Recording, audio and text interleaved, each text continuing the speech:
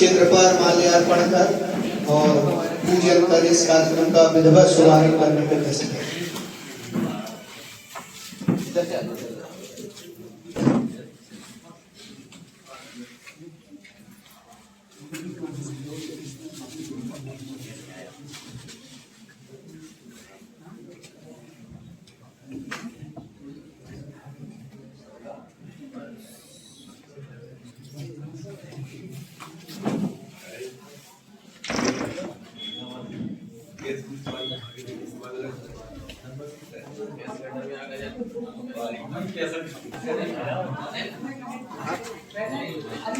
स्थान पर बैठ जाए।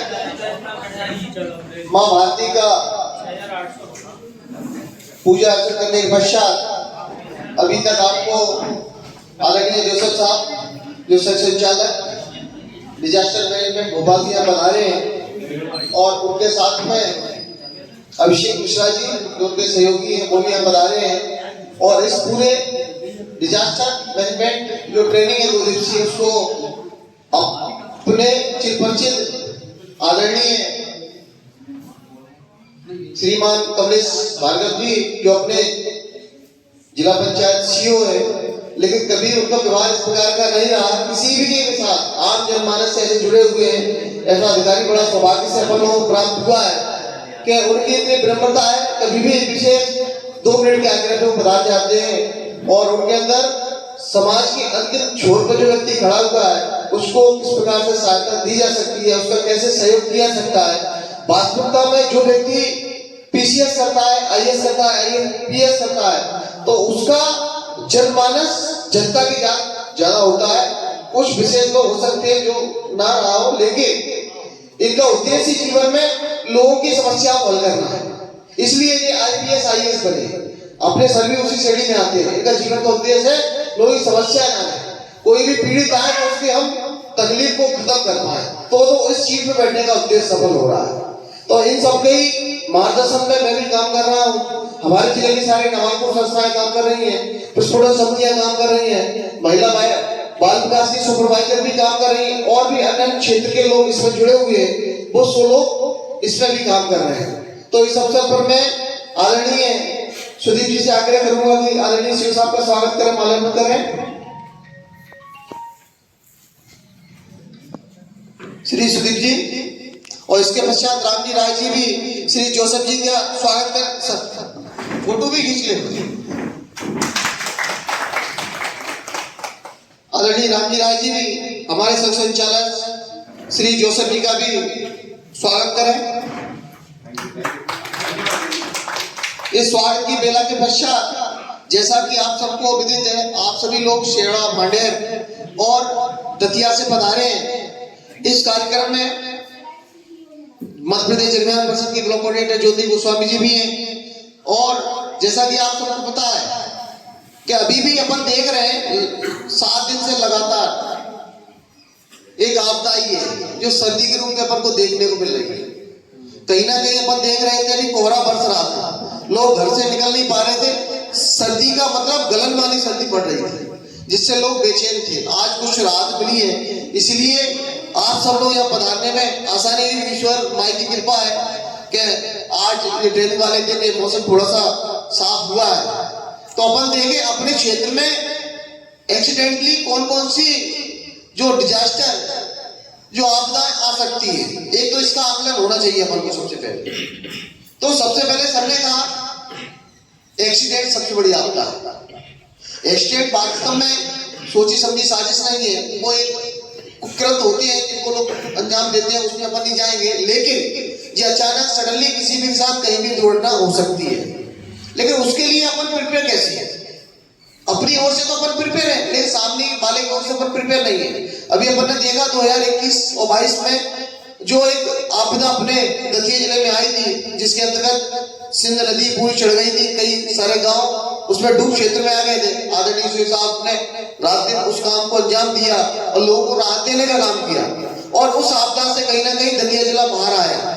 उसके पहले आपने देखा कई बार आपदाएं गलतफहमी से, गलत संदेश से भी आपदाएं आ जाती है। जो अपन का उदाहरण क्या है, रतनगढ़ का मेला।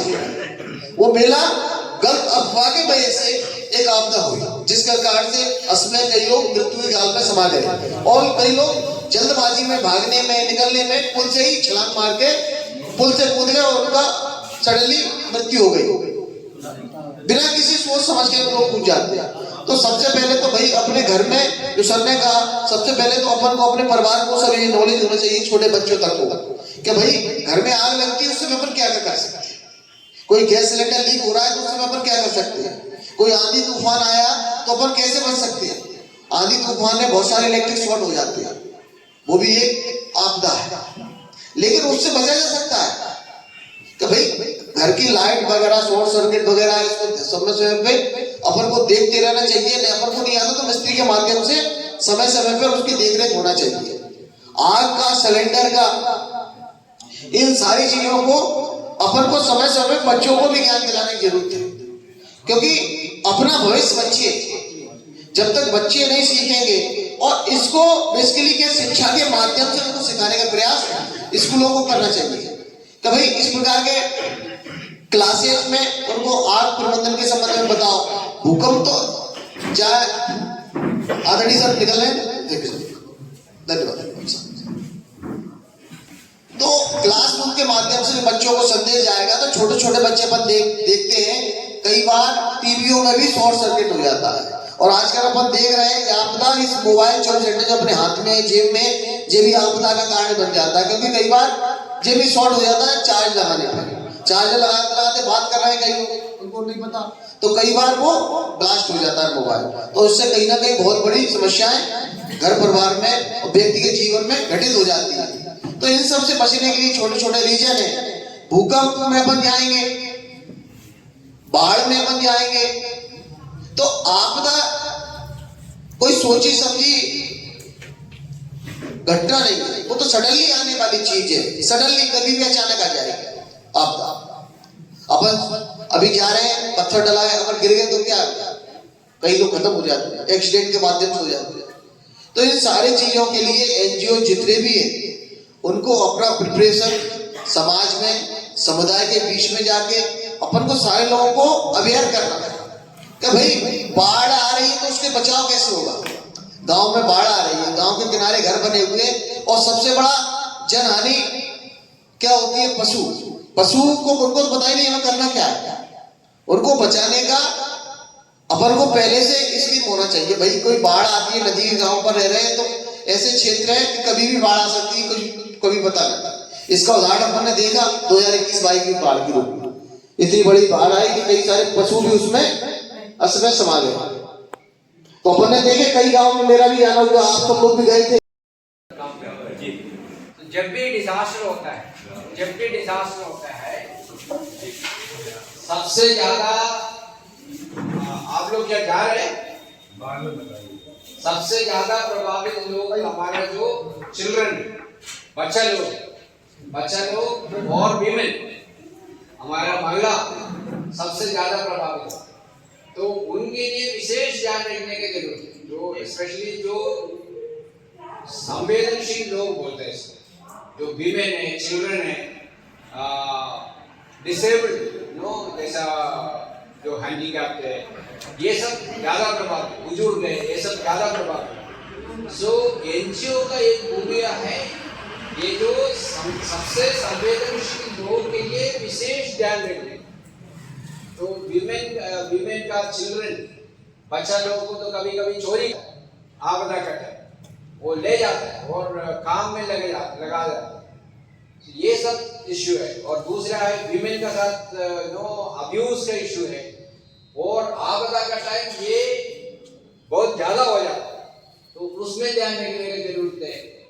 और वीमेन के लिए जो रिलीफ कैंप्स बनाता है, उसमें उनके लिए विशेष सेफ्टी का, उनका सिक्योरिटी का, उनका जो स्पेशल नीड्स है वो सब, उनका टॉयलेट फैसिलिटीज का, ये सारा चीज ध्यान रखने का भी जरूरत है। उसमें भी एनजीओ का रोल है। इसलिए आप लोगों को बोल रहे हैं, बिकॉज शासन का रोल का अलावा जो विशेष ध्यान हमको जो संवेदनशील लोगों के लिए हमको रखना है, उसमें आपका बहुत इंपॉर्टेंट रोल है। और सरकार का जो आपदा प्रबंधन प्राधिकरण जो बनाया है राष्ट्रीय लेवल में प्राइम मिनिस्टर साहब के नेतृत्व में, उसने एक गाइडलाइन इशू किया, एक मार्गदर्शिका। आप कुछ बताना चाह रहे हैं, आप कुछ शेयर करना चाह रहे हैं? 5 का एक अधिनियम है आपदा प्रबंधन का क्षेत्र, उसका अंतर्गत ये प्राधिकरण राष्ट्रीय लेवल में बनाया है। उनका एक मार्गदर्शिका दिया हुआ है जो एनजीओ का क्या भूमिका रहेगा आपदा प्रबंधन में। तो उसमें उन्होंने बताया जो खास तौर से जो संवेदनशील लोग हैं उनके प्रबंधन, उनके लिए विशेष ध्यान रखने का एक रोल। तो आप तो जो चिल्ड्रन का साथ काम, बच्चा लोग का साथ काम कर रहे हैं, उसमें आप ये एडिशनल पॉइंट उसका तैयारी के लिए, और मान लो ऐसा कोई आपदा हो गया उनके लिए आप कैसा ध्यान रखेंगे? आपका जो एक ही माइक है क्या, और माइक मिलेगा? सभी साथियों को नमस्कार। मेरा नाम राम जी आप है। लोग प्लीज ध्यान दीजिए और मोबाइल्स वगैरह थोड़ा से बंद करके रखें। ऐसा कोई इमरजेंसी है तो ठीक है, बाहर जाके बात कर लीजिए, नहीं तो फिर हम लोग ध्यान से सुनेंगे। मेरा नाम राम जी है और मैं एक संस्था है स्वदेश, उसके साथ जुड़ के काम कर रहा हूँ 95 से, और विभिन्न सामाजिक मुद्दों पर बच्चों और महिलाओं को फोकस करके बेसिकली हम लोग काम कर रहे हैं। और यहाँ जो प्राकृतिक आपदाएं जो बात हुई है, बाढ़ और आगजनी और इस तरीके की, वो तो होती ही है, लेकिन एक मानव जनित आपदा है जिससे पूरा समाज और दतिया के माथे पे कलंक का टीका लगा हुआ है। जैसे आपने कहा कि बेटी बचाओ वाला, तो पीसीपीएनडीटी एक्ट को लेकर प्रभावी किया, और आपने एक बात रखी थी अपने प्रेजेंटेशन में, नॉलेज इज पावर। तो हम लोग, मेरी संस्था बात करती है सर्विस प्रोवाइडिंग पे ना करके हम लोगों को अधिकार आधारित जागरूकता सिखाते हैं और उसी पे हम लोग काम करते हैं। हाँ, जब आपदा आ जाती है तो हम लोगों ने फिर बाढ़ राहत पे काम किए, और जब सर्दियां होती हैं तो बच्चों को, कुछ जरूरतमंद लोगों को जो जरूरत अनुसार सामग्री वितरण है समाज से इकट्ठा करते हैं और उन तक पहुंचाते हैं। तो ये हम सब काम करते हैं। धन्यवाद। आप कंटिन्यू करें। यहाँ मेरे जरूरत है। मेरा नाम सरोज शर्मा है। मैं आदिशक्ति युवा मंडल नाम से एक संस्था है और जो कि नामांकुर है विकासखंड भांडेर में, उसके अंतर्गत हम वहाँ काम करते हैं। हम वहाँ शिक्षा, स्वास्थ्य, पर्यावरण, वृक्षारोपण आदि जो मुद्दे उन पर हम काम करते हैं। कोविड-19 में भी हमने बहुत अच्छा परफॉर्मेंस, हमारी संस्था है उसके सदस्यों ने बहुत अच्छा काम किया है। उसमें हमने निःशुल्क राशन वितरण सामग्री वगैरह भी, और भी शासकीय योजनाओं का प्रचार प्रसार है जैसे गांव में, और उसको करने का प्रयास करें। धन्यवाद। मैं देवेंद्र सिंह कुशवाहा, संस्था है और जन अभियान परिषद के सहयोग से उनके निर्देशन में काम करते हैं। और ये सारी जो सरकारी जो उनमें सहयोग करते हैं, जो भी कार्यक्रम आते हैं। धन्यवाद। सभी लोगों को यथार्थ नमस्कार। मेरा नाम नामप्रसाद कोहली, CNCLDP मेंटर्स कार्यरत, और जन अभियान परिषद के अनुसार जो भी कार्य किया जाता है उसको करते हैं। और आपदा प्रबंधन की बात है, आज से 40 साल पहले बात बता रहा है। जब मैं एक गांव में टीचर था तो उस गांव में एक किसान की खलियान में आग लगी, तो लोग बाग दूर हट रहे थे। मैंने हिम्मत दिखा करके और जो उनकी फसल रखी हुई थी उस पर चढ़ा, और चढ़ा करके और एक पूरी फेंकते गए, लोग बाग फेंकते गए दूसरी जगह। तो इस प्रकार से मैंने आपदा प्रबंधन में कार्य किया।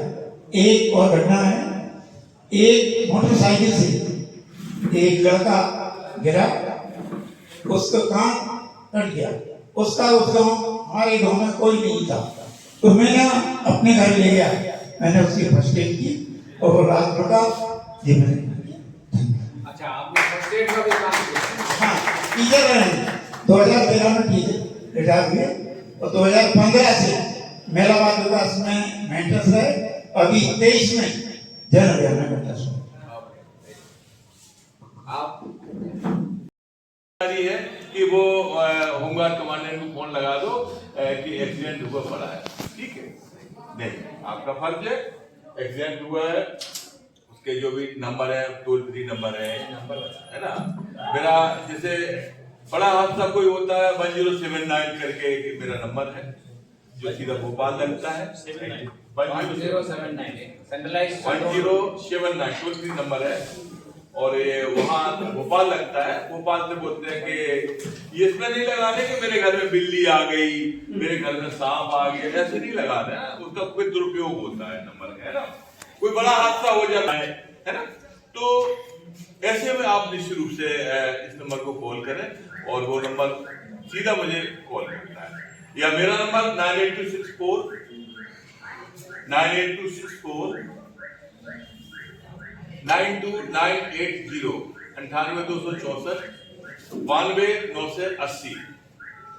ये मेरा एक व्हाट्सएप है, ये मेरा नंबर है, ठीक है।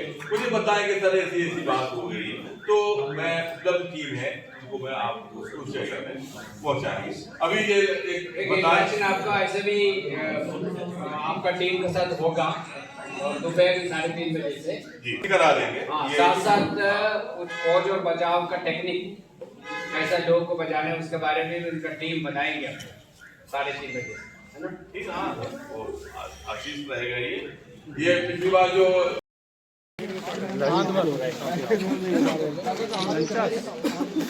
115 में 9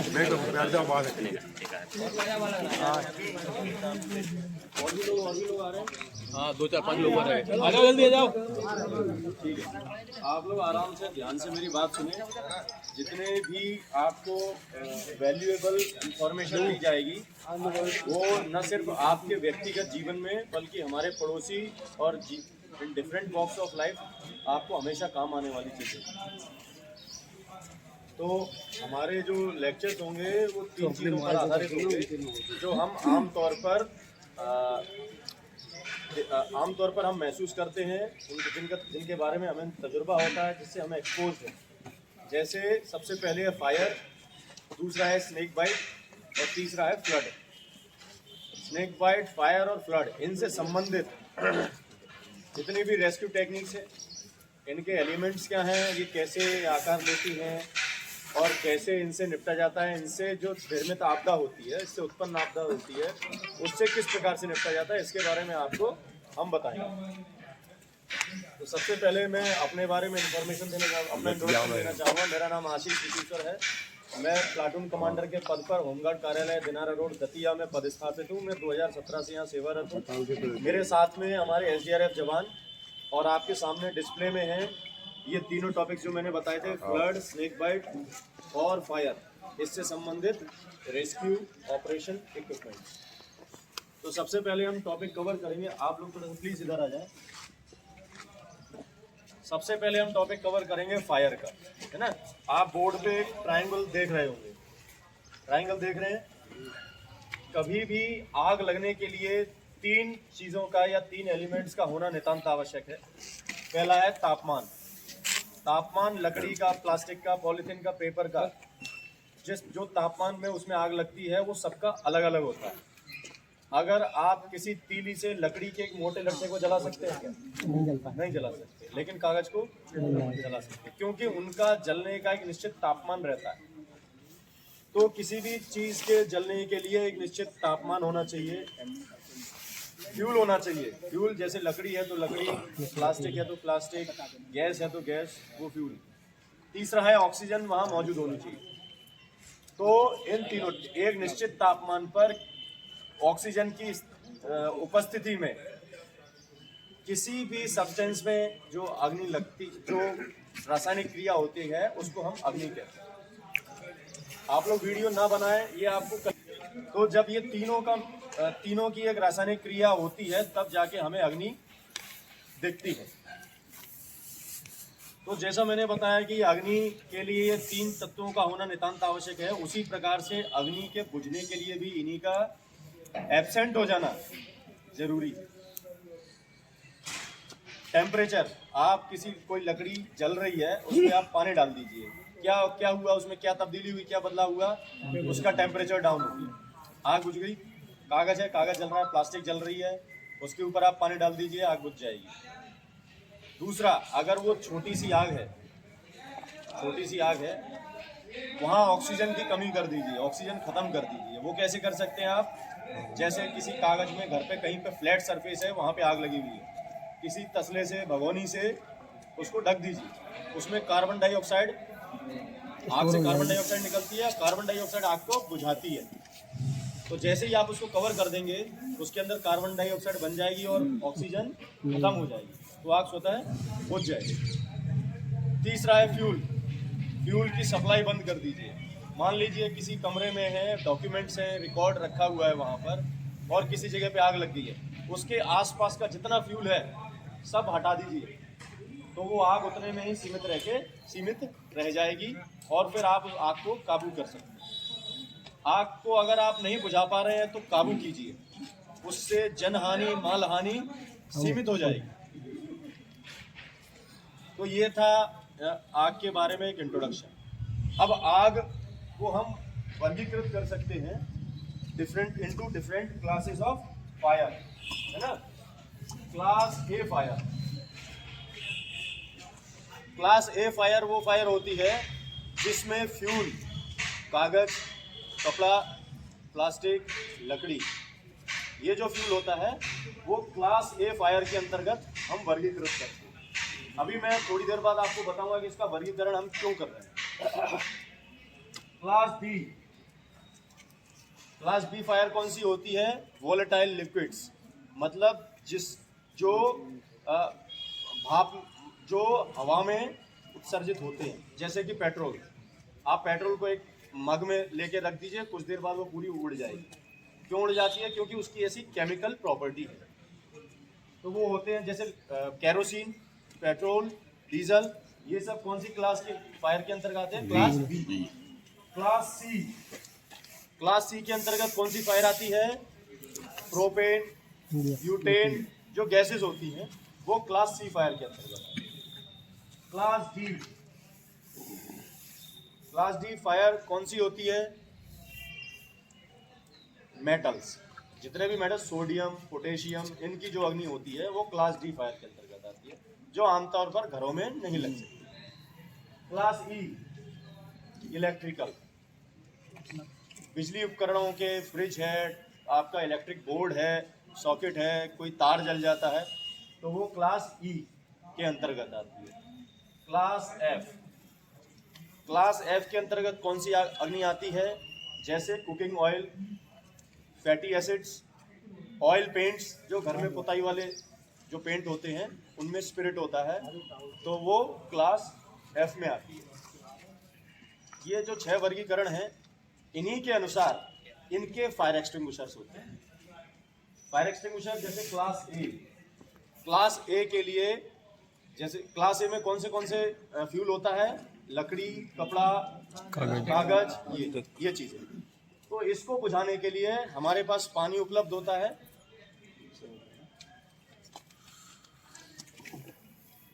ये है फायर एक्सटिंग्विशर। तो क्लास ए वाली जो आग होगी उसको बुझाने के लिए हमारे पास फोम होता है। इसके अंदर जो केमिकल होता है, एक फोम होता है, ड्राई केमिकल पाउडर होता है। किस सिलेंडर में अलग अलग केमिकल्स रहते हैं। ड्राई केमिकल पाउडर रहता है, फोम रहता है, तीसरा पानी भी रहता है।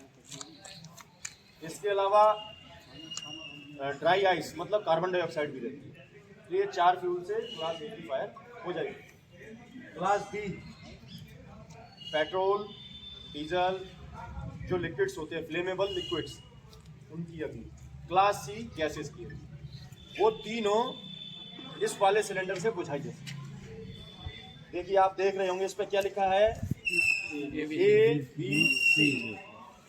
तो जब भी कोई आग लगी है उसके सोर्स का पता करिए, उसका फ्यूल कौन सा है। वो फ्यूल के अनुसार ही वहाँ पे, जैसे आप किसी इंस्टीट्यूट में जाते हैं, हॉस्पिटल में जाते हैं, बिजली विभाग में जाते हैं, या कोई इंस्टीट्यूट है, बड़ी इंस्टीट्यूट है, या लैब्स में जाते हैं, तो वहाँ आप देखते होंगे दीवारों पर फायर एक्सटिंग्विशर्स इंस्टॉल रहते हैं। तो आप फायर एक्सटिंग्विशर तभी यूज़ करें जब आपको उसके बारे में जानकारी हो सकता है उसमें पानी हो और हमने क्लास डी फायर, बिजली वाली आग को हम उससे बुझाने चले, करंट ही लग जाए। डी से है इलेक्ट्रिकल, डी मतलब मेटल की आग है। और अगर इलेक्ट्रिकल वाली आग है तो उसको हम क्या बोलते हैं, पानी से नहीं बुझाते। तो इस प्रकार से आपको समझ आया कि ये जो है हमारे जो क्लासेस हैं उसी हिसाब से हमारा फायर एक्सटिंग्विशर रहता है। फायर एक्सटिंग्विशर को यूज़ करने के लिए हमें देखना होगा कि वो फायर एक्सटिंग्विशर यूज़ करने के लिए फिट है या नहीं है। तो वो कैसे हम चेक करेंगे? सबसे पहले आप जाएं तो उसमें देखें कि कौन से टाइप का फायर एक्सटिंग्विशर है ना। ये है ABC type dry chemical powder fire extinguisher. इसमें पाउडर है, पाउडर का नाम क्या है? Dry chemical powder. पाउडर नाम, पाउडर का नाम क्या है? केमिकल नेम यही है, ड्राई केमिकल पाउडर। उसका साइंटिफिक नेम हमें नहीं पता है, लेकिन ड्राई केमिकल पाउडर है। DCE बोलते हैं उसको, पाउडर DCP।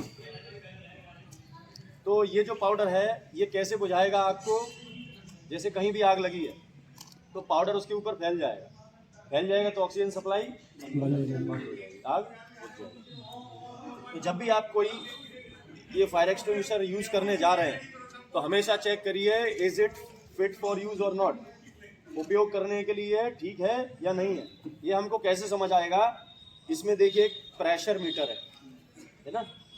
ये देखिए इसमें ये सुई किस रंग पर है? हरे, और दाहिने बाएं इसके लाल रंग है।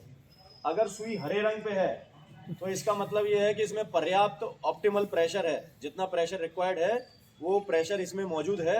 यदि ये सुई लाल पर होती है तो या तो इसके अंदर जो केमिकल है वो एक्सपायर हो गया है, अपनी गुणवत्ता खो चुका है, या फिर उसमें पर्याप्त प्रेशर नहीं है जिससे कि जब हम इसको प्रेस करेंगे, स्क्वीज करेंगे तो वो ड्राई केमिकल पाउडर बाहर आ जाए। तो अगर ये रेड पर है ये सुई तो हमें इसको यूज नहीं करना है, अनफिट है ये यूज करने के लिए। अगर ग्रीन पर है तभी हमने यूज करना है। फिर इसके बाद इसकी एक्सपायरी डेट चेक करें। एक्सपायरी डेट क्या है? इस पे लिखा रहता है एक्सपायरी डेट, ठीक है। ये देखिए यहाँ पे इंस्ट्रक्शंस दिए हैं, इंस्ट्रक्शंस दिए गए हैं कि आपने इसको कैसे यूज करना है। हमेशा सिलेंडर को यूज करने से पहले हमेशा चेक करें कि ये इसमें कौन सा केमिकल है, कौन सी क्लास ऑफ फायर का एक्सटिंग्विशर है ये, और ये ठीक है या नहीं है। अच्छा, अभी इसको यूज कैसे करेंगे? यूज करने के लिए होता है पास मेथड, PASS। P से होता है पुल द पिन। इसमें ये जो सील है इसको तोड़िए और इस पिन को खींच दीजिए। Aim at the base of fire. जहां पर भी आग लगी है तो उसके आधार में वहां पर हमने ये हॉज है उससे एम करना है। हाँ, फिर है एस से स्क्वीज, इसको दबा देना है, इसका जो हैंडल है इसको दबा देना है। और फिर जो एस है उससे spread eight the base of fire, है ना, पूरे में फैला दीजिए। तो कौन से मेथड से इसको यूज करना है? पास मेथड से। अब मान लीजिए आप यूज कर रहे हैं लेकिन आपने ये तो देखा ही नहीं हवा का रुख क्या है। हमने अगर ये नहीं चेक करा तो जिस तरफ हवा आ रही है हम उसी तरफ से जो है उसको बुझाएंगे तो वो लपटें हमको घेर लेगी। तो इसलिए जैसे पूर्व से पश्चिम की तरफ हवा चल रही है तो हमें किस तरफ खड़े होके आग बुझानी है? पूर्व की तरफ खड़े होके। साइड से हवा आ रही है। हाँ, तो पूर्व की तरफ खड़े होंगे। इसलिए कभी ऐसा जब हड़बड़ाहट में जब भी ऐसी स्थिति निर्मित हो जाती है हम सोचते समझते नहीं। और वहाँ पर सबसे बड़ी बात रेस्क्यूअर के लिए ये है कि वो खुद को और अपने साथियों को सेफ रखे। जब आप लोग सेफ रहेंगे जब ही आप दूसरों लोगों को इवैक्यूएट या रेस्क्यू कर पाएंगे। इसलिए हम लोग भी कहीं रेस्क्यू करने जाते हैं तो हम ये सुनिश्चित करते हैं कि मैं और मेरी टीम के सदस्य ये सुरक्षित रहें, तभी हम ज़्यादा से ज़्यादा लोगों को सुरक्षित बाहर निकाल पाएंगे। तो इसको यूज करने का मेथड क्या है? पास मेथड। P से पुल द पिन, A से aim at the base of fire, S से स्क्वीज और S से स्प्रेड। ठीक है। ऐसे ही जो फोम होता है, फोम भी इसी प्रकार से फैल जाता है। और फोम जैसे मान लीजिए ये है B, यहाँ पर हम फोम भी यूज कर सकते हैं। C में भी हम फोम यूज कर सकते हैं। फोम इसी के अंदर रहता है, इसी के अंदर रहता है। फिर ये सब जो अग्नि है ये पाउडर से बुझ जाती है। मान लीजिए यहाँ पर बिजली का बोर्ड है, घर में किसी बिजली के बोर्ड में आग लग गई, अब आप उसको कैसे बुझाएंगे? एक टॉवल लीजिए और पकड़ के जोर से तुरंत बुझ जाएगी। ऐसा क्यों हुआ? सूखी टॉवल। ऐसा क्यों हुआ? हाँ, जैसे ही आपने वहाँ पे टॉवल को फटका, वहाँ ऑक्सीजन एब्सेंट हो गई और आग बुझ गई। जूता मार दीजिए, चप्पल मार दीजिए, आग बुझ जाएगी। तो बच्चे ऐसे ही तो करते हैं। अगर सिलेंडर में आग लगती है तो सिलेंडर के लिए घबराने की ज़रूरत नहीं है। जो सिलेंडर की जो पाइप होती है, पाइप से लगभग 1 इंच दूर, आप देखेंगे उसको, लगभग 1 इंच दूर उस गैस, जो गैस निकलती है वो लिक्विड निकलती है, लेकिन 1 इंच के आसपास दूर जा कर के वो गैस फॉर्म में तब्दील होती है। तो आप वहाँ अगर उस पाइप को ऊपर उंगली लगा के उसको बंद कर देंगे तो आग बुझ जाएगी। घर में गैस सिलेंडर की जो आग लगती है वो बुझ सकती है, लेकिन चूंकि हम घबरा जाते हैं इसलिए वो आग फैल जाती है। 10-15 मिनट तक अगर रेगुलेटर में या उसमें लेजम में आग लगी है, 10-15 मिनट तक वो एक्सप्लोड नहीं होने वाला है। सिलेंडर एक्सप्लोड कब होगा? जब सिलेंडर खुद तप जाएगा और उसके अंदर जो गैस है वो प्रेशर बिल्डअप करने लगेगी, और प्रेशर जब इतना ज़्यादा हो जाएगा कि सिलेंडर में उसके पास उसको एकोमोडेट करने के लिए जगह ही नहीं है, तो सिलेंडर एक्सप्लोड हो जाए। तो उसको या तो रेगुलेटर से बंद कर दें या फिर गीली चादर लेके अपने हाथों को अंदर लपेटते हुए उसको रैप कर दें और थपथपा दें ऐसे। चादर लेकिन गीली होनी चाहिए, उसमें कोई फटा नहीं होना चाहिए, क्योंकि वहाँ से गैस एस्केप कर जाएगी। चादर पूरी तरह से गीली होनी चाहिए या कंबल हो, वहाँ उस स्थिति में हम उस आग को बुझा सकते हैं। छोटे छोटे सिलेंडर आते हैं, वो हमें अपने घरों की किचन में इंस्टॉल करने चाहिए। ऐसे सिलेंडर आते हैं बहुत छोटे से, इतने बड़े से, हम उनको अपने घरों में यूज कर सकते हैं। अब आती है आग से कैसे बचा जाए। अनूप,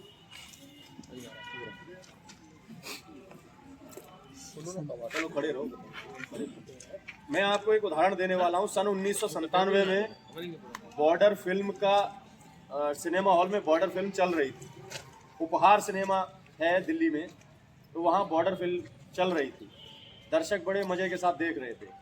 वहाँ अचानक आग लग जाती है, और आग लग जाने के कारण वहाँ लगभग 59 लोग मारे गए थे और 103 लोग, लगभग 103 लोग बुरी तरह से घायल हुए। एक सिनेमा हॉल में आग लग जाती है और इतनी बड़ी दुर्घटना हो गई, इतनी बड़ी जनहानि हो गई, तो इसके चलते जो है वहाँ ऑडिट करी गई कि इतनी बड़ी जनहानि आखिर हुई क्यों, क्या कारण थे उसके पीछे। तो जब उसकी ऑडिट हुई तो पता चला कि वहाँ पर मेंटेनेंस कार्य कई वर्षों से नहीं हुआ था। जो एग्जिट पॉइंट्स थे जहाँ से हम बाहर निकलते हैं वो जैम्ड थे, सकरे थे, और जो बाहर जो एग्जिट थे बाजार के वो भी बहुत सकरे थे। वहाँ फायर एक्सटिंग्विशर्स इंस्टॉल नहीं थे। वहाँ का जो स्टाफ था, आग लग जाने पे क्या करना है उनको इस बात की ट्रेनिंग ही नहीं थी। फिर पब्लिक एड्रेस सिस्टम नहीं था, जैसे आप लोग हैं, यही होने देती है, इसलिए हमारे शरीर में ऑक्सीजन नहीं पहुंच पाती है, हाइपोक्सिया हो जाता है और व्यक्ति मर जाता है। तो वो कार्बन मोनोऑक्साइड जमीन से तकरीबन 1 फुट ऊपर रहती है। ऐसी स्थिति में अगर मान लीजिए लंबा रास्ता है, हॉल है, वहाँ सब धुआं भरा है, तो वहाँ से निकलना कैसे? क्रॉलिंग करते हुए। क्रॉलिंग कैसे करेंगे? जैसे फौजी देखे होंगे आपने, वो ऐसे कोनियों, देखिए इस व्यक्ति का चेहरा है जो 1 फुट से नीचे रहना चाहिए, धुआं 1 फुट से ऊपर रहेगा तो आपके चेहरे, वो जो व्यक्ति है, विक्टिम है, वो सेफली वहाँ से बाहर आ सकता है, वो सफोकेट नहीं हो। यदि किसी व्यक्ति के शरीर में आग लग जाती है, कोई बुझाने को नहीं है, तो उसको क्या करना चाहिए? जी बिल्कुल सही कहा आपने, उसको लेट के रोल हो जाना चाहिए, रोल हो जाना चाहिए। सिलेंडर जैसे रोल करता है इस प्रकार से रोल हो जाना चाहिए। क्या होगा? जैसे ही जमीन के कांटेक्ट में आएंगे ऑक्सीजन हट जाएगी, ऑक्सीजन वहाँ मौजूद नहीं रही और आग बुझ जाएगी। तुरंत रोल करना चाहिए, जब तक नहीं बुझ रही जब तक रोल करते रहिए।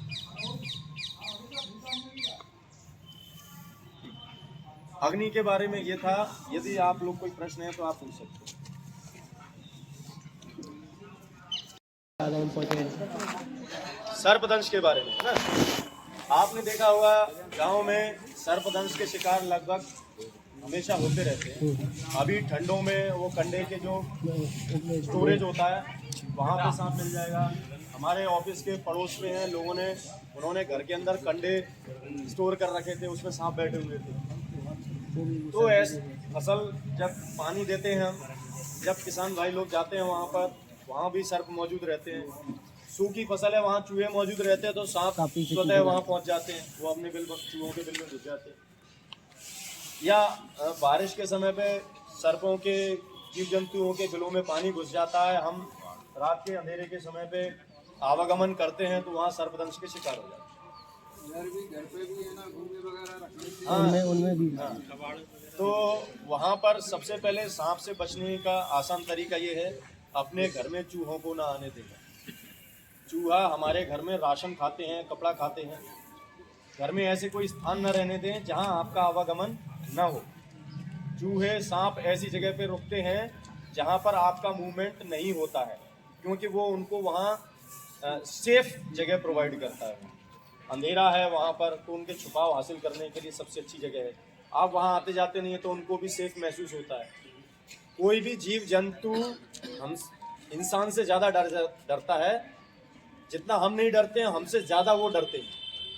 लेकिन जब कभी ऐसी परिस्थितियाँ निर्मित हो जाती हैं कि वो, उनका जीवन खतरे में आ जाता है, तभी वो प्रतिरोधक प्रतिक्रिया देते हैं। कैसे? उसकी पूंछ पे आपने पैर रख दिया, किसी बक्सा है, घर में बक्सा रखा हुआ था, उसके पीछे आपने कुछ सामान डाला या बक्से को आगे खिसकाने के लिए हाथ पहुंचाया पीछे, तो वो तो वहाँ घिरा हुआ है दीवार से, बक्से से। तब आपने हाथ डाला तो वो उसको काटेगा, क्योंकि उसके पास अपना रक्षा करने के लिए सिर्फ मुंह है, उसके दांत है। तो ऐसी स्थितियों में जब भी आप कहीं जाते हैं, घर में ऐसा कुछ काम कर रहे हैं, तो टॉर्च लेके बड़ी सावधानी पूर्वक काम करें। घर में कोई भी सामान आगे पीछे करते रहें कि वहाँ कोई छुप ना पाए। अब जहरीला जो सर्प होता है और जो जहरीला सर्प नहीं होता है, सर्प का इस आधार पर सर्पों को हम दो प्रकार से बांट सकते हैं, वेनमस, नॉन वेनस, विषहीन और विषैले। दो प्रकार के सर्प होते हैं। तो अभी मैं आपको बताऊंगा उनको पहचानना कैसे है। जो विषैले सर्प होते हैं, उनके जो जबड़ा, ऊपर का जबड़ा होता है, वहाँ पर कैपिलरी टाइप का स्ट्रक्चर रहता है। जो उसके दांत, जो पोले दांत होते हैं, इंजेक्शन के माध्यम से सुई होती है, वैसे दांत होते हैं। तो जैसे ही वो काटता है तो वो जहर जो उसके पाउच से वो दांतों के माध्यम से हमारे शरीर में इंजेक्ट हो जाता है। वो जहर इंजेक्ट होता है, वो दो प्रकार से हमारे शरीर के ऊपर प्रभाव डालता है। एक होता है न्यूरोटॉक्सिक, एक होता है हीमोटॉक्सिक। न्यूरॉन्स क्या होते हैं? हमारे तंत्रिका तंत्र की सबसे छोटी इकाई जो कोशिकाएं होती हैं, उनको न्यूरॉन्स कहते हैं। तो न्यूरोटॉक्सिक जो वेनम होता है, वो हमारे तंत्रिका तंत्र को नष्ट कर देता है। हम प्रॉपरली सांस नहीं ले पाएंगे। हमारे शरीर के जितने भी महत्वपूर्ण अंग हैं, आंतरिक अंग हैं, वो धीरे धीरे ऑक्सीजन की कमी से फेल होना शुरू हो जाएगा, दिखना बंद हो जाएगा, उसका दम घुटने लगेगा। ऐसा क्यों हो रहा है? क्योंकि वो तंत्रिका तंत्र को उस जहर ने ध्वस्त कर दिया है। दूसरा होता है हीमोटॉक्सिक वेनम। हीमोटॉक्सिक वेनम मतलब वो हमारे मांस को गलाता है। वो जैसे ही हमारे शरीर में प्रवेश करता है, हमारे मांस को गलाना शुरू कर देता है और रक्त के माध्यम से वो पूरे शरीर में फैल जाता है। तो धीरे धीरे अगर उसका उपचार न कराया जाए तो धीरे धीरे वो जेली जैसा बन जाएगा, मतलब वहाँ पे गैंग्रीन बन जाएगी। और जब गैंग्रीन बन जाती है तो उस हिस्से को शरीर से काट के अलग करना पड़ता है, फेंकना पड़ता है। वो उसमें कोई सुधार नहीं किया जा सकता। तो ऐसे ही लगभग दतिया में लगभग 4 सर्प हैं जो हमने देखे हैं, जो जहरीले हैं। उनमें पहला है कोबरा, जिसको हम लोग नागराज बोलते हैं। दूसरा है क्रेत, कॉमन क्रेत। तीसरा है रसेल्स वाइपर और चौथा है सॉस्केल्ड वाइपर। पहला जो कोबरा है वो तो सभी जानते हैं, फन बनाता है। वो काला होता है, उसके आगे एक चश्मे जैसा निशान होता है, पदम होता है, कभी कभी वो निशान गोल भी होता है, तो कोबरा को आइडेंटिफाई करने में कोई दिक्कत नहीं। आप सभी लोग देखें, जानते हैं, सपेरे लेके घूमते रहते हैं। वो जो जहर होता है उसका होता है न्यूरोटॉक्सिक, कैसा होता है, न्यूरोटॉक्सिक जहर होता है। दूसरा होता है क्रेत, कॉमन क्रेत, उसका भी न्यूरोटॉक्सिक होता है।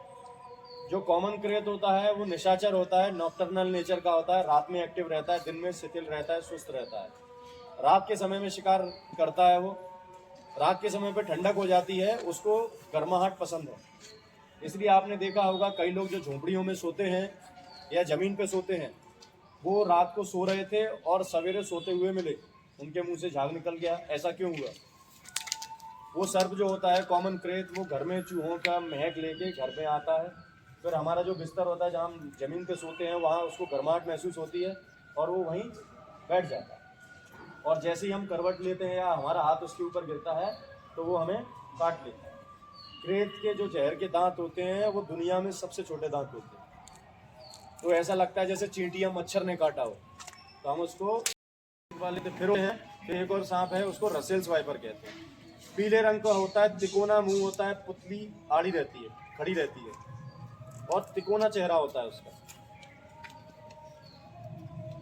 वो जो शरीर होता है उसका, गर्दन पतली रहती है, फिर शरीर मोटा हो जाता है, पूंछ एकदम से खत्म हो जाती है, बहुत छोटी। नहीं आड़ा नहीं चलता।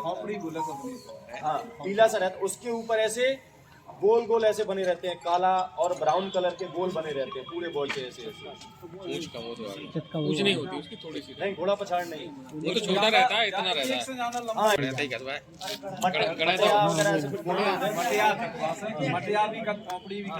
लोग अक्सर क्या होता है उसको अजगर का बच्चा समझ लेते हैं और उसको हाथ से पकड़ लेते हैं।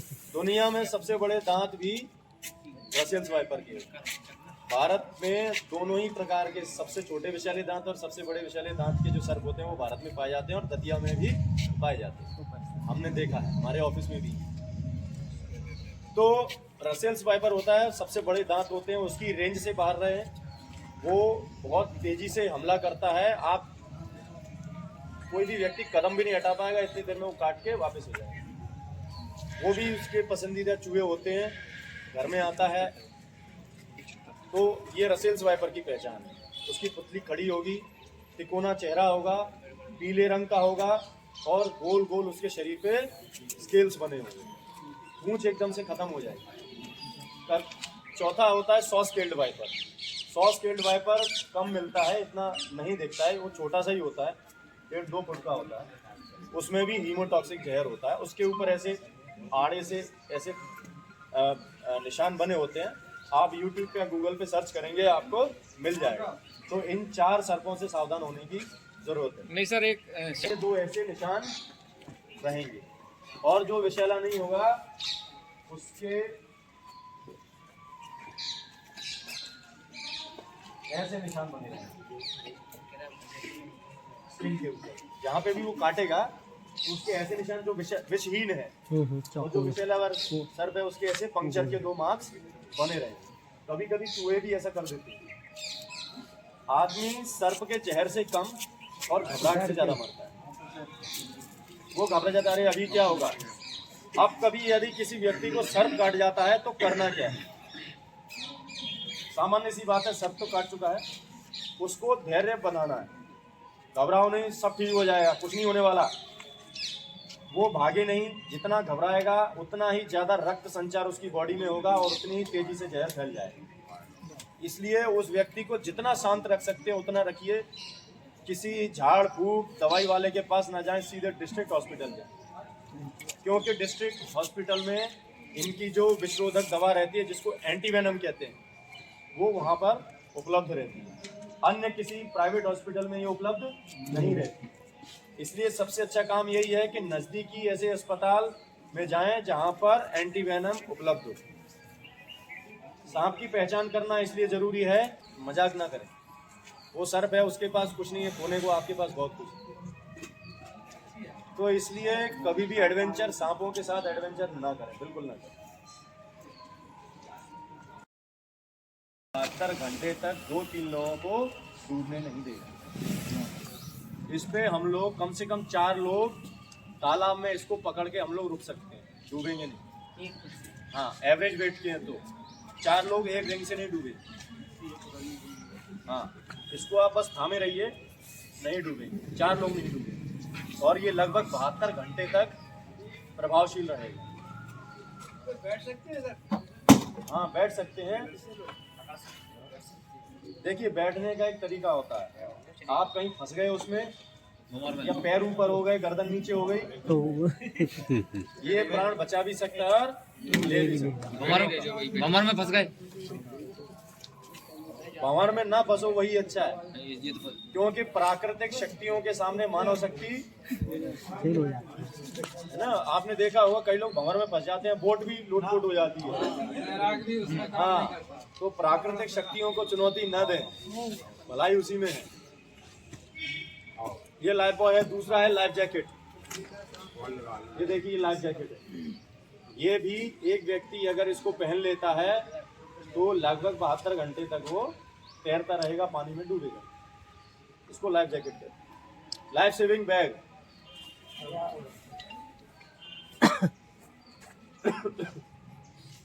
ये लाइफ सेविंग बैग है। इसमें जो रस्सी है ये फ्लोटेबल मटेरियल से बनी हुई है।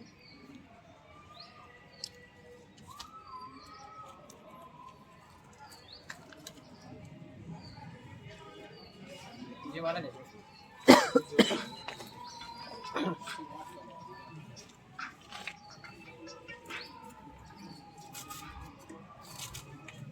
कोई व्यक्ति डूब रहा है,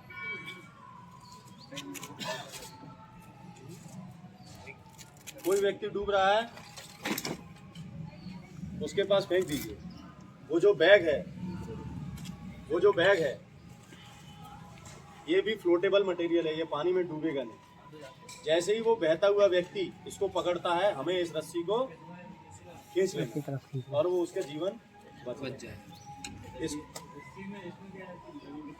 नहीं, ये रस्सी है, रस्सी। तो जैसे ही वो बैग को पकड़ लेगा, हम उसको खींच लेंगे बाहर। बहता हुआ व्यक्ति है या डूब रहा है तो हम उसको बाहर खींच सकते हैं। इसी प्रकार से ये जो लाइफ बॉय है, उसको इस प्रकार से हम फेंक देंगे। उस व्यक्ति से थोड़ा सा पहले फेंक देना है, ना उससे दूर फेंकना है। हाँ, नहीं तो ये अगर उसके सिर के ऊपर गिरेगा लाइफ बॉय तो उसको भी चोट लग सकती है।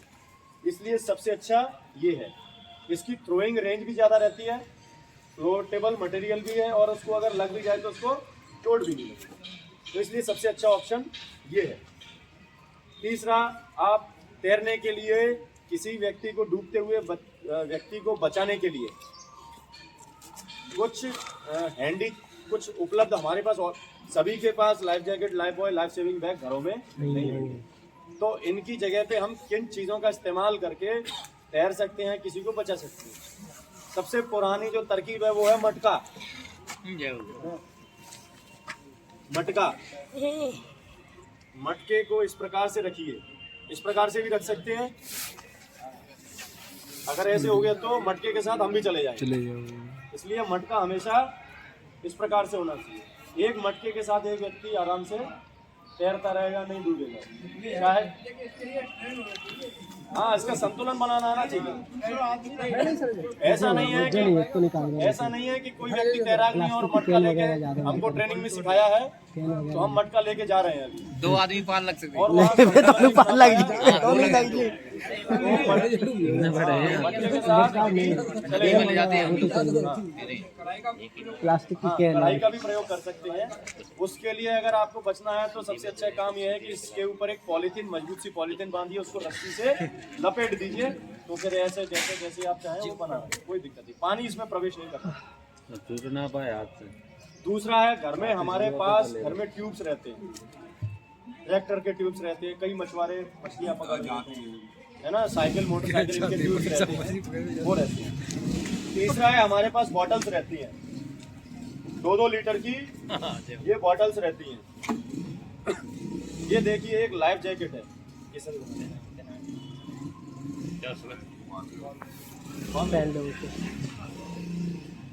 देखिए ये लाइफ जैकेट है, ये ढक्कन नीचे करो, कमर तक।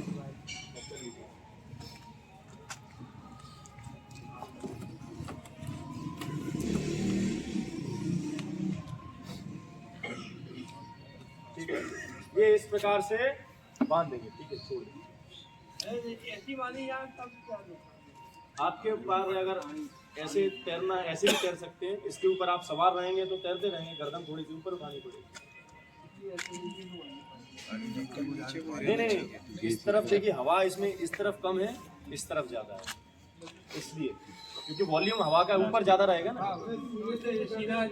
ऊंचा रहेगा सीना, इसलिए उल्टा बांधना। हाँ, होती है। तो ऐसे ही अगर हम 6 बॉटल बांध देते तो 60 किलोग्राम या 65 किलोग्राम का एक व्यक्ति, जो औसत वजन होता है पुरुषों का, तो इस वजन के व्यक्ति को ये मैन मेड लाइफ जैकेट उसको बचा सकती है। तीसरा होता है ये पीपे, कैनिस्टर्स होते हैं हमारे घरों में, उनको रस्सी से बांध के हम इस तरह से पीपे बना सकते हैं और तैर सकते हैं। ढक्कन लगा हुआ है, ढक्कन बंद करना पड़ा, मैं तो खुले है। हाँ, तो बे खोल दे, तो बोले हमने वो किस तरह से भी, अगर आप ये पीपे नीचे रखेंगे तो आपको थोड़ा सा मशक्कत करनी पड़ेगी, पीपा ऊपर रहेगा तो भी वो तैरता रहेगा, आप थोड़ा बहुत पानी में भीग सकते हैं लेकिन डूबेंगे नहीं। हिम्मत है तो बैठ, हाँ, बैलेंस सही बन जाए तो बैठ जाओ। कई लोग इस पे रिंग पे बैठ जाते हैं और वो चले जाते हैं। संतुलन होना चाहिए। अगर प्रैक्टिकल करना है आजमा के देख लियो। ये कुछ मेथड्स हैं जिनको आप स्विमिंग करने के लिए या किसी डूबते हुए व्यक्ति को बचाने के लिए इनका प्रयोग कर सकते हैं। आप लोग जानते हैं, उनको हम बायंसी कहते हैं, और जब हमारे फेफड़ों में बिल्कुल भी वायु नहीं रहती है तो वो व्यक्ति डूब जाता है। जब तक वायु रहती है, जब तक वो पानी हमें ऊपर फेंकता है।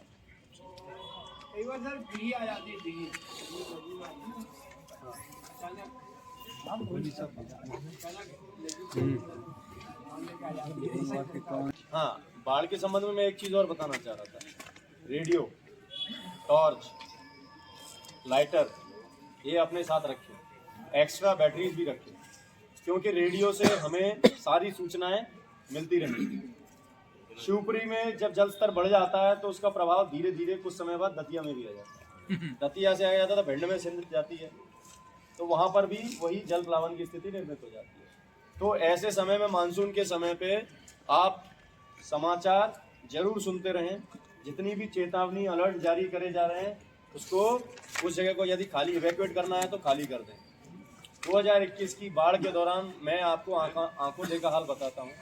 वहाँ लोग इसलिए फंसे हुए थे क्योंकि प्रशासन के बार बार कहने के बावजूद लोगों ने अपने घर खाली नहीं किए। मवेशी बंधे हुए थे और कई जो बुजुर्ग लोग थे, सीनियर लोग थे, वो घर से ही बाहर नहीं निकले थे। जब हमने उनको घरों से बाहर निकाला, अरे इतना पानी आ गया है यहाँ पर।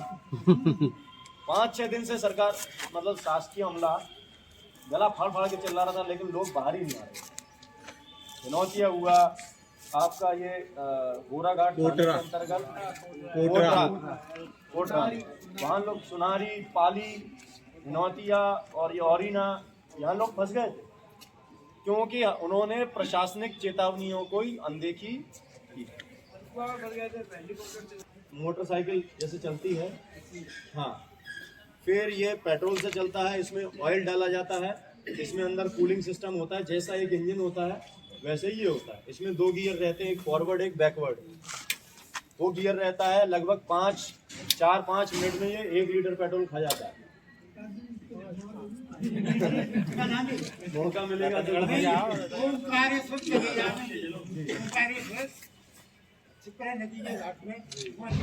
हाँ, ओमकारेश्वर में, और यहाँ हमारा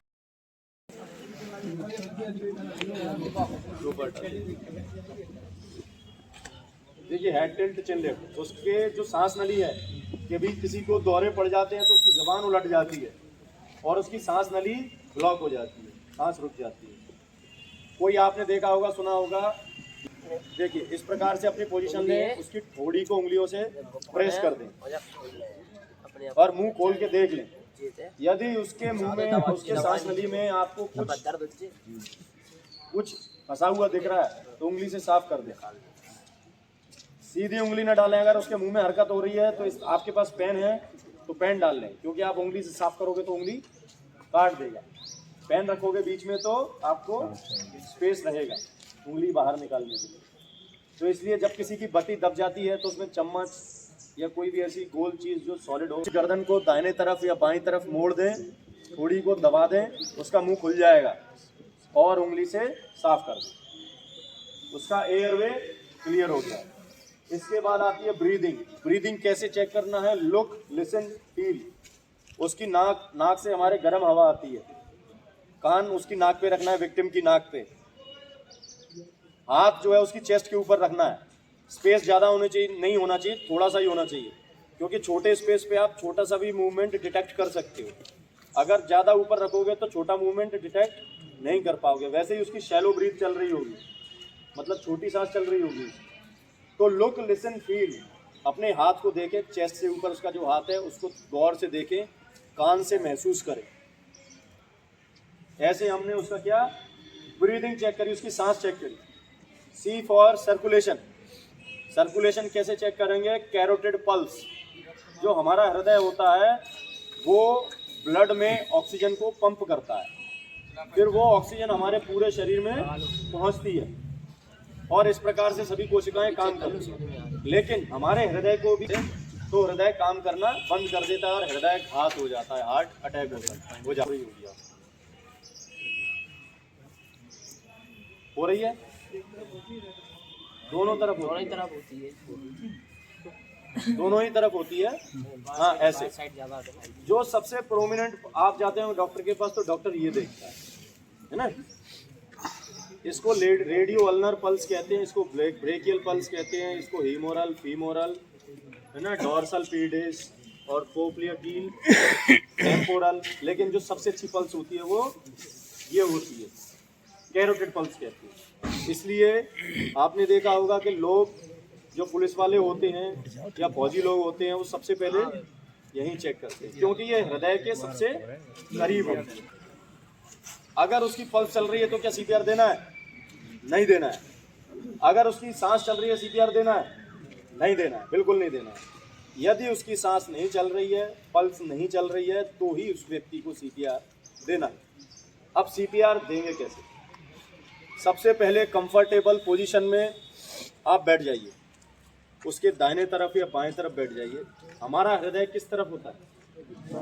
बाएं तरफ। थोड़ा सा मध्य में होता है और थोड़ा सा बाएं में होता है। पूर्णतः वो बाएं तरफ नहीं होता है, थोड़ा सा मध्य में होता है, थोड़ा बाएं तरफ होता है। तो हमने हमारा ऐसे कंफर्टेबल पोजीशन में घुटनों के बल हमें बैठ जाना है। ऐसा क्यों बैठना है? क्योंकि इससे हमारा शरीर स्थिर रहेगा, संतुलित रहेगा, और जो उसकी छाती को दबाने के लिए जो हमको ताकत चाहिए वो मिलेगी। हमारा जो मास्टर हैंड रहेगा ये दोनों निप्पल के बीच में, दोनों निप्पल के बीचों बीच, या फिर यहाँ पे जो हड्डी होती है जिसको जाइफाइड प्रोसेस कहते हैं, उससे 4 उंगली ऊपर मध्य में हमारा मास्टर हैंड की हथेली लगानी है। इस प्रकार से दूसरे हाथ से उंगलियों को खींचना है। हमारे जो कंधे रहेंगे वो हमारे हाथों के ठीक ऊपर रहेंगे, जहाँ पे हम प्रेशर लगाने वाले हैं, और दोनों कोहनियां सीधी होंगी, दोनों कोहनियां सीधी होंगी। फिर आप उसको कंप्रेशन देना शुरू करेंगे। कंप्रेशन कैसे देंगे? 1001, 1002, 1003, 1004, ये अभी एक्टिंग कर रहा है, हमें तेज देना रहता है। जिंदा व्यक्ति के ऊपर हमें ये प्रैक्टिस नहीं करना है।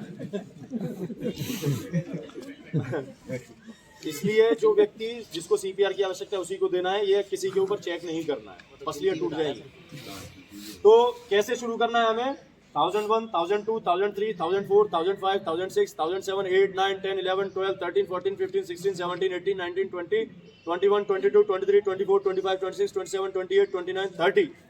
30 कंप्रेशन दे दिया। उसकी नाक बंद करके माउथ टू माउथ 2 लंबी गहरी सांस देनी है। अगर विक्टिम एडल्ट है तो 2 लंबी गहरी सांस दे दी। क्या हम ऐसे ही सांस दे देंगे? हो सकता है वो विक्टिम जो है वो किसी गंभीर बीमारी से ग्रसित हो सकता है जो रेस्क्यूअर है वो किसी गंभीर बीमारी से ग्रसित हो। तो हमारे पास मफलर, साफ सुथरा रूमाल, गमछा जो भी है या मास्क है, उसको यूज करते हुए उसको आर्टिफिशियल वेंटिलेशन देना है, मतलब कृत्रिम सांस देनी है। 30 कंप्रेशन देने के बाद 2 कृत्रिम सांस, फिर से 30 कंप्रेशन देना है। 1001, 1002, 1003, 1004, 1005, 1006, 7, 8, 9, 10, 11, 12, 13, 14, 15, 16, 17, 18, 19, 20, 21, 22, 23, 24, 25, 26, 27